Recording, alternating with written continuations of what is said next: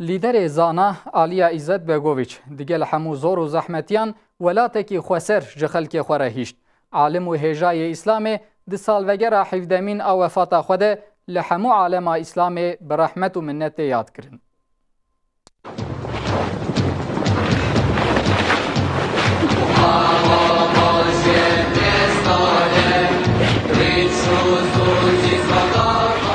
به سر وفات قهرمان بوسنا هرسکر تام 17 سال در باس بود.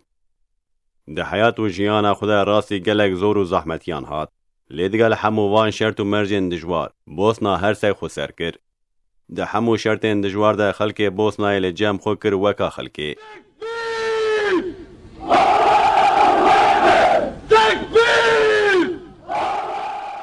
لیدر زانا آلیا عزت بیگوویچ ده سالوگرا 16 امینا وفاتا خدا به رحمت و به حسرت یاد کرن و ببیرانین. آلیا ده سالا 1925 ده لباجار شمال سابوسنا هرسکی ها دنیای. ده شهر جهانا دو یمین ده لدجی فکر و رامان فاشیست و پاشه جی لدجی فکر و رامان قومنیزم مجادله دا. به وی مجادله جی دنگ بدا. ده حربا جیهانا دو یمین ده جبو باشناگان جقر کرنا بیولوژی و مانوی بپارزه ده تشکیلاتا ناو مسلمان جوان ده وظیفه استن. ده سال خوی جوان تیده بو اندام و منصوب براین مسلمانان. ده وقتا یوگوسلاویا کمونیست 4 سالان ده حبسه ده ما. ده سال 1983 ده به ناو مانیفستویا اسلام برهمک وشان.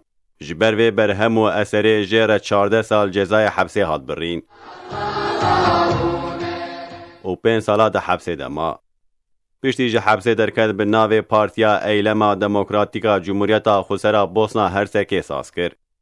اف پارتی ده 5 کانونا پاشنا سالا 1909 ده هلبجارتنان ده بسرکت و لیدر وی آلیا عزت بیگوویچ بو سروکومار.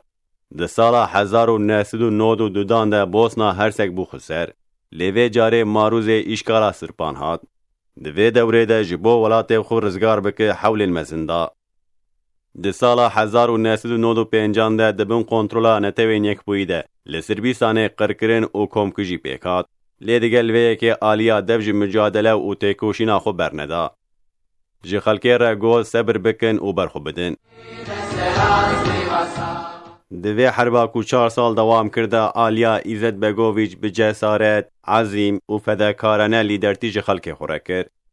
دیگل بمب باران کرنا سرای بوسنای اف در تر نکر. لیدر زانا بر 2 جاران قریزا دل در باز کرو بو. ده ایلونا سالا 2013 ده جنشکا و بخرقه کد. راکرن نخوشخانه. لیدگل همو مداخلهان آلیا عزت بیگوویچ 19 جوتما سالا 2013 ده چو سر رحمه خود تعالی. جنازه بیگوویچ به تکبیر و تحلیلان به حسین چاوا لسرای بوسنای حد دفن کرن.